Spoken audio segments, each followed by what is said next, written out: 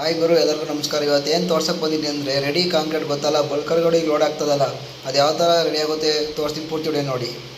Okay ಗುರು, ಪ್ಲಾಂಟಲ್ಲಿ first ಏನು ಮಾಡ್ತಾರೆ ಅಂದರೆ 20 mm ಜಲ್ಲಿ ಮತ್ತು 12 mm ಜಲ್ಲಿ ಚಿಪ್ಸ್ ಅಂತಾರಲ್ಲ ಅದು, ಮತ್ತು ಎಂಸ್ಯಾಂಡು ಅದು 3 ಬಾಕ್ಸ್ ಇರುತ್ತೆ. ಆ ಬಾಕ್ಸಿಗೆ ಪೂರ್ತಿ ಮೆಟೀರಿಯಲ್ ಶಿಫ್ಟ್ ಮಾಡ್ಕೊತಾರೆ. ಇದು ಬಂದು ಕಂಟ್ರೋಲ್ ರೂಮ್. ಇದರೊಳಗಡೆ ಮೆಟೀರಿಯಲ್ ಎಷ್ಟು ಹಾಕೋಬೇಕು, ನೀರು ಎಷ್ಟು ಹಾಕೋಬೇಕು ಎಲ್ಲ ಇದ್ರೊಳಗೆ ಕಂಟ್ರೋಲ್ ಮಾಡ್ಕೊತಾರೆ. ಇಲ್ಲಿ ಡಿಸ್ಪ್ಲೇ ಮೇಲೆ ಕಾಣಿಸ್ತಾ ಇದ್ದಾರೆ, ಇಲ್ಲೇ ಗೊತ್ತಾಗುತ್ತೆ ಎಷ್ಟು ಹಾಕೋಬೇಕು ಅಂತ. ಒಂದು ಸಲ ಮಿಕ್ಸ್ ಹೊಡೆದ್ರೆ ಎಷ್ಟು ಹಾಕೋಬೇಕು. ಮತ್ತು ಮೂವಿಂಗ್ ಮಿಷಿನ್ ಆನ್ ಮಾಡ್ತಾರೆ. ಈ ಬೆಲ್ಟ್ ಸಹ ಇದನ್ನ ತೊಟ್ಟಿ ಬಿಡುತ್ತೆ ಮೆಟೀರಿಯಲ್, ಇಲ್ಲಿ ಕಾಣಿಸ್ತಿದೆಯಲ್ಲ ಆ ಥರ.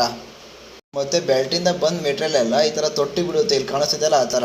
ಮತ್ತು ಇಲ್ಲಿ ಕಾಣಿಸ್ತಿದೆಯಲ್ಲ ಇದು ಸಿಮೆಂಟ್ ರಮ್ಮು. ಇದ್ರೊಳಗಡೆ ಸಿಮೆಂಟ್ ಇರುತ್ತೆ. ಇದ್ರೊಳಗಿರೋ ಸಿಮೆಂಟು ಮಿಷಿನ್ ಮೂಲಕ ಕಾಣಿಸ್ತಿದೆ ಎಲ್ಲೋ ಕಲರ್ ಪೈಪಿಂದ, ಅದರಿಂದ ಹೋಗಿ ತೊಟ್ಟಿ ಬಿಡುತ್ತೆ. ಅದು ಮೆಟೀರಿಯಲ್ಲು ಮತ್ತು ಸಿಮೆಂಟು ಬಂದು ಎರಡು ತೊಟ್ಟಿಗೆ ಬಿದ್ದು ಈ ಥರ ಮಿಕ್ಸ್ ಆಗುತ್ತೆ. ನೀರು ಎಷ್ಟು ಬೇಕಷ್ಟು ಹಾಕೋದಲ್ಲ, ಆಪ್ರೇಟ್ರಿಗೆ ಗೊತ್ತಾಗುತ್ತೆ ಕಂಟ್ರೋಲ್ ರೂಮಲ್ಲಿ. ಮತ್ತು ಇವ್ನು ಹಾಕೋದೇನಪ್ಪ ಅಂದರೆ ಕೆಮಿಕಲ್. ಅದು ಕೆಮಿಕಲ್ ಹಾಕಿದ್ರೆ ಕಾಂಕ್ರೀಟ್ ಫುಲ್ ಸ್ಟ್ರಾಂಗ್ ಆಗುತ್ತೆ.